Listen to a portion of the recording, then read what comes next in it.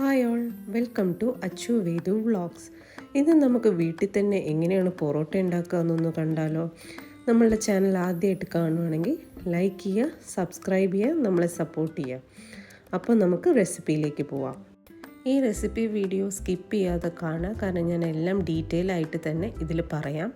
അപ്പോൾ മെഷർമെൻറ്റും കാര്യങ്ങളും തെറ്റാതിരിക്കാൻ നിങ്ങൾ സ്കിപ്പ് ചെയ്യാതെ തന്നെ കാണുക. ആദ്യം 3 കപ്പ് മൈദ എടുക്കുക, അത് മെഷറിംഗ് കപ്പിൽ തന്നെ എടുക്കണം.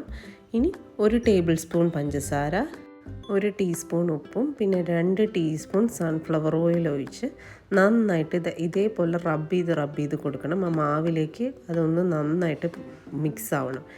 ഇനി ആ ഓയിലും ഇതൊക്കെ ഒന്ന് മിക്സ് ആയതിന് ശേഷം അതിലേക്ക് ഇവിടെ ഞാൻ മെഷർ ചെയ്തെടുത്തിരിക്കുന്നത് 1 കപ്പ് വെള്ളമാണ്. അത് കുറച്ച് ഇങ്ങനെ ആഡ് ചെയ്തിട്ട് ഒന്ന് കുഴച്ചെടുക്കുക. ഓർക്ക് നമ്മൾ ചപ്പാത്തിയൊക്കെ പരത്തില്ലേ മാവ്, അതിനെക്കാട്ടിലും ഒരു പൊടിക്ക് ഒന്ന് കയ്യിലൊക്കെ ഒട്ടുന്ന പരുവത്തിലാവണം ലാസ്റ്റ് ഈ മാവ് കിട്ടേണ്ടത്.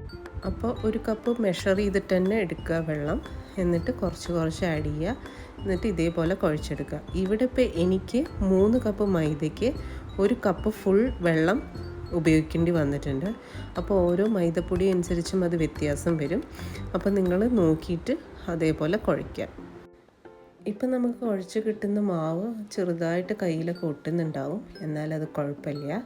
ഇനി നമുക്ക് ഈ മാവിനെ അങ്ങനെ എടുത്തിട്ട് ഇതേപോലെ സ്പ്രെഡ് ചെയ്ത് ഒന്ന് കുഴച്ചെടുക്കണം. അത് 20 മിനിറ്റെങ്കിലും നിങ്ങൾ കുഴയ്ക്കണം, എന്നാലാണ് ആ മാവ് നല്ല ഇത്തിരി സോഫ്റ്റായിട്ട് വരുള്ളൂ. ഞാൻ പറഞ്ഞില്ലേ, ആദ്യം അത് കയ്യിലൊട്ടുന്ന പോലെ ആയിരിക്കും, പക്ഷേ ഇങ്ങനെ കുഴച്ചതിന് ശേഷം കുറച്ച് കഴിയുമ്പോൾ ആ മാവ് ഒട്ടാത്ത പരുവത്തിലായി കിട്ടും. ഇങ്ങനെ 20 മിനിറ്റ് കുഴയ്ക്കുക എന്നുള്ളത് ഇത്തിരി പണിയുള്ള കാര്യം തന്നെയാണ്, പക്ഷേ കൈ ഒന്ന് ചെറുതായിട്ട് റെസ്റ്റ് ചെയ്ത് ഒന്ന് സമയമെടുത്ത് കുഴച്ചെടുക്കുക. നമ്മൾ ചെയ്യേണ്ടത് നമ്മളുടെ കൈപ്പത്തി വെച്ച് ഇങ്ങനെ ഒന്ന് പ്രസ് ചെയ്ത് കൊടുത്താൽ മതി. അപ്പോൾ മാവ് കുഴഞ്ഞു കിട്ടും. പൊറോട്ട ഉണ്ടാക്കുമ്പോൾ ഈ 20 മിനിറ്റ് കുഴയ്ക്കുക എന്നുള്ളതാണ് ഏറ്റവും വലിയ ടാസ്ക്. അത് ഇത്തിരി ബുദ്ധിമുട്ടുള്ള കാര്യമാണ്. അപ്പോൾ ഒന്ന് കൈ റെസ്റ്റ് ചെയ്ത് നമുക്കിങ്ങനെ കുഴച്ചെടുക്കാം. ഇനി നമുക്ക് ഈ മാവ് ഒരു പാത്രത്തിലേക്കിട്ട് അതിലേക്ക് ഇതുപോലെ എണ്ണ തൂവിയിട്ട് ഒരു നനഞ്ഞ തുണി കവർ ചെയ്തിട്ട് 4 മണിക്കൂർ എടുത്ത് വയ്ക്കാം.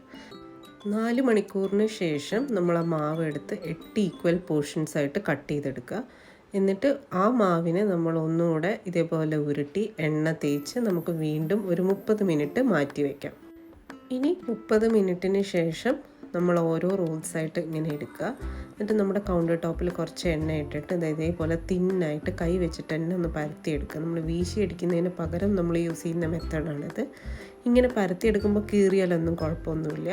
ഇനി ഇതിൻ്റെ മുകളിലേക്ക് കുറച്ച് മൈദ, അധികം ഇടരുത്, കുറച്ച് മാത്രം മൈദയൊന്ന് തൂവി കൊടുക്കുക.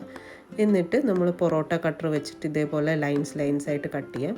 ഇത് നിങ്ങളുടെ കയ്യിൽ അതില്ല എന്നുണ്ടെങ്കിൽ നിങ്ങൾക്ക് സാധാ കത്തി വെച്ചിട്ട് തന്നെ കട്ട് ചെയ്തിട്ട് 2 സൈഡിൽ നിന്നും ഇതേപോലെ എടുക്കാം. എന്നിട്ട് അതൊരു സ്ട്രിപ്പ് പോലെ വരും. എന്നിട്ട് നമുക്ക് ചുറ്റിച്ചെടുത്തിട്ട് പോർഷൻ വന്നിട്ട് ഉള്ളിലേക്ക് മടക്കി ഇങ്ങനെ നമുക്ക് എണ്ണ തൂവി ഒരു നനഞ്ഞ തുണി വെച്ച് ഒരു 30 മിനിറ്റ് കൂടെ റെസ്റ്റ് ചെയ്യാൻ വയ്ക്കുക. അതിനുശേഷം ഇതേപോലെ കൗണ്ടർ ടോപ്പിൽ എണ്ണ തൂവിയിട്ട് നല്ല തിന്നായിട്ട് തന്നെ ആ ഓരോ റോൾസും പരത്തിയെടുക്കുക. എന്നിട്ട് നമ്മുടെ ദോശക്കല്ലിലിട്ടിട്ട് ഒന്ന് ചുട്ടെടുക്കാം. ഇങ്ങനെ ചെയ്താൽ നല്ല പെർഫെക്റ്റായിട്ട് നിങ്ങൾക്ക് പൊറോട്ട കിട്ടും. ഇനി ചുട്ടെടുത്തതിന് ശേഷം 4 സൈഡും തട്ടിക്കൊടുക്കുക. അപ്പോൾ ലെയേഴ്സ് എല്ലാം തെളിഞ്ഞ് കാണും. എല്ലാവരും ഇത് ട്രൈ ചെയ്ത് നോക്കുക. താങ്ക്